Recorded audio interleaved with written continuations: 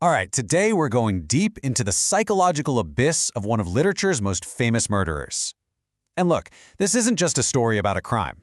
It's really an exploration of a mind at war with itself. A slow descent into this feverish hell of guilt that comes after a single, calculated act of violence. But let's start with a question, just for you. What if you genuinely, truly believed you were an extraordinary person? Someone so brilliant, so exceptional, that the normal rules of morality, the very laws that hold society together, what if they just didn't apply to you? That question is really the beating heart of this entire story. So where does it all begin? Well, it starts with our protagonist, a poor ex-student named Raskolnikov, and this radical idea he cooks up while he's just stewing in his tiny coffin-like room. An idea that's going to drive him to pick up an axe. I mean, the intellectual arrogance behind this theory is just staggering.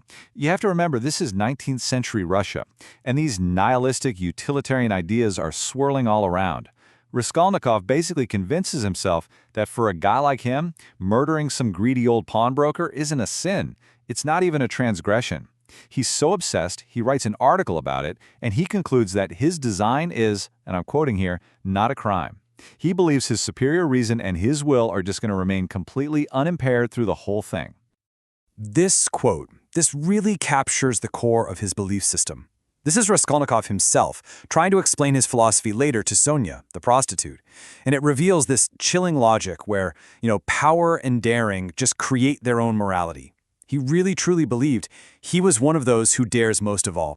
So this wasn't some crime of passion, not at all. This was an experiment. It was an attempt to prove his theory, to prove to himself more than anyone that he was one of these extraordinary men.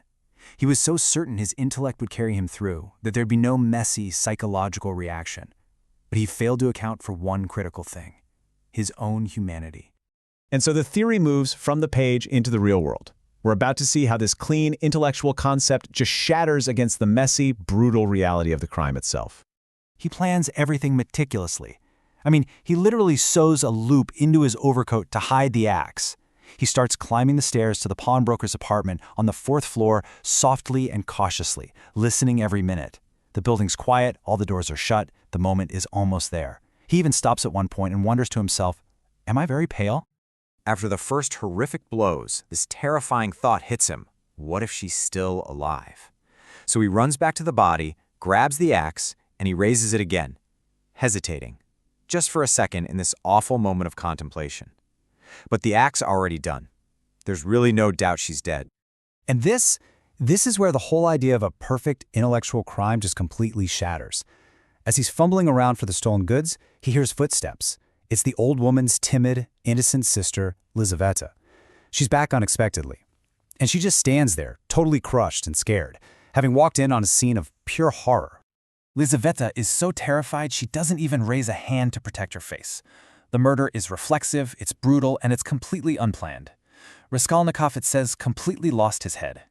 He snatches up her bundle, drops it, and just runs.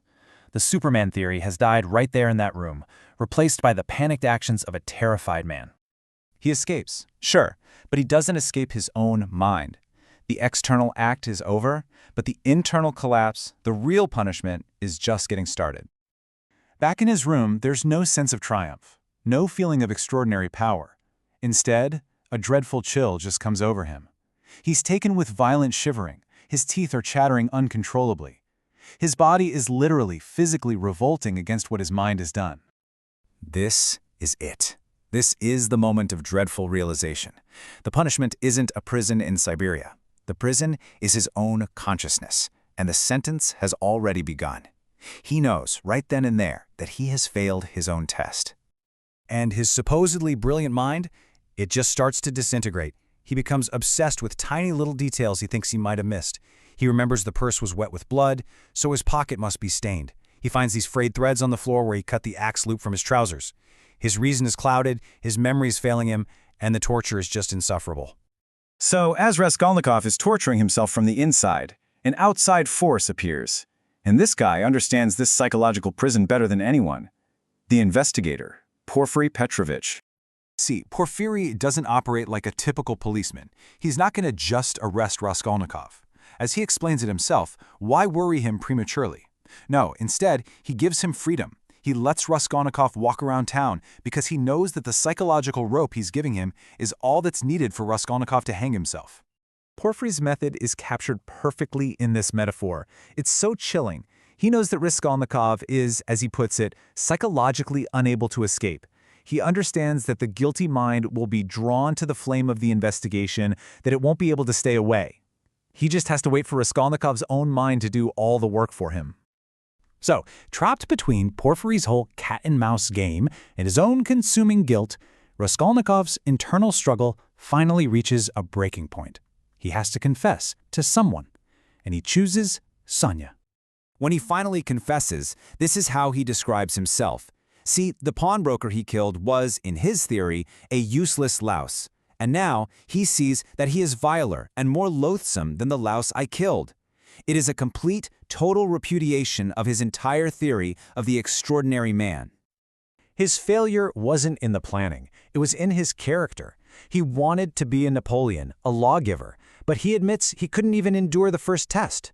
His own nature betrayed his intellect. At the end of the day, he just wasn't the Superman he theorized himself to be.